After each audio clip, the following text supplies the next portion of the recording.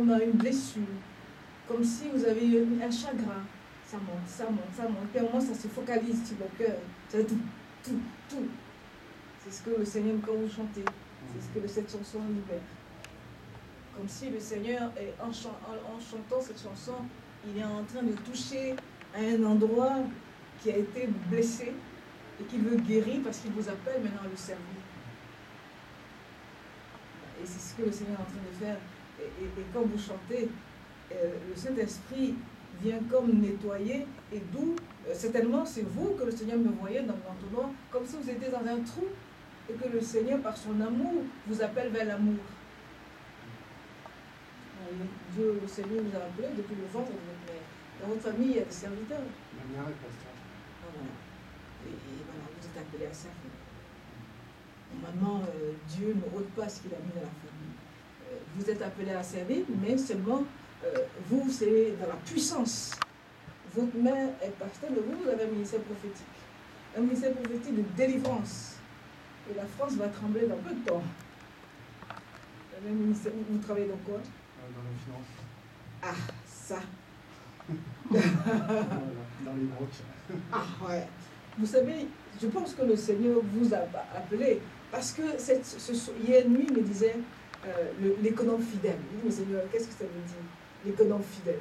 L'économe fidèle. Oui, Seigneur, l'économe fidèle. Mais qu'est-ce que tu es en train de me dire? Tu ne mets pas de Saint-Esprit et puis tu me dis l'économe fidèle. En fait, le Seigneur me disait, m'annonçait qu'il amenait quelqu'un qui était dans l'économie. En tout cas, vous êtes appelés à servir Dieu. Hélène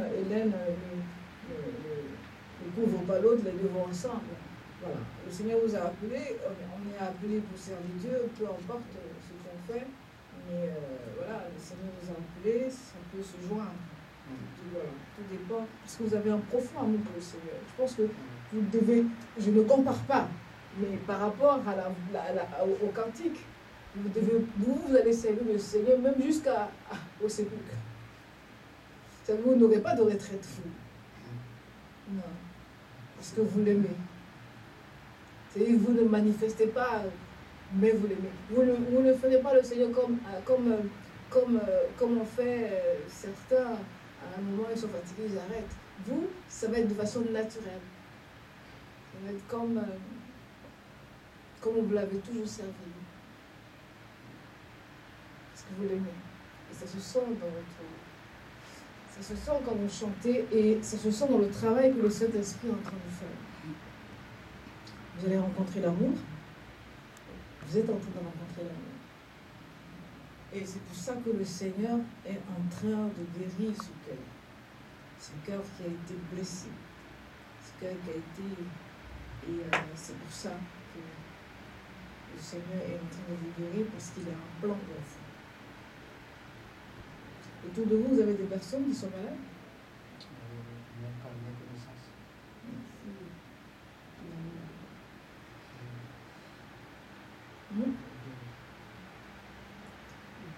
Vous avez? Je connaissais quelqu'un, mais elle était guérie. Vous avez prié pour elle?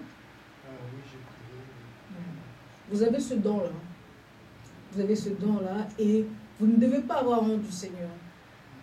Parce que vous êtes de la lignée de ceux que Dieu a appelés pour la droiture. Vous savez, il y a beaucoup d'assemblées, il y a peu qui aiment le Seigneur.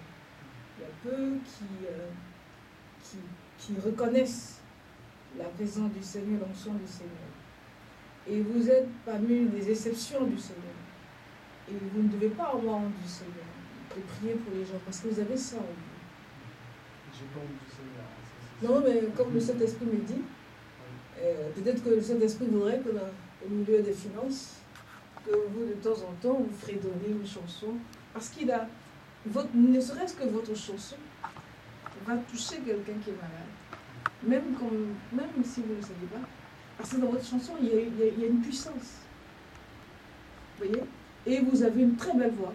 Vous avez une voix de ténor. C'est-à-dire la voix que Satan entend, puis il fuit. Est-ce que vous avez...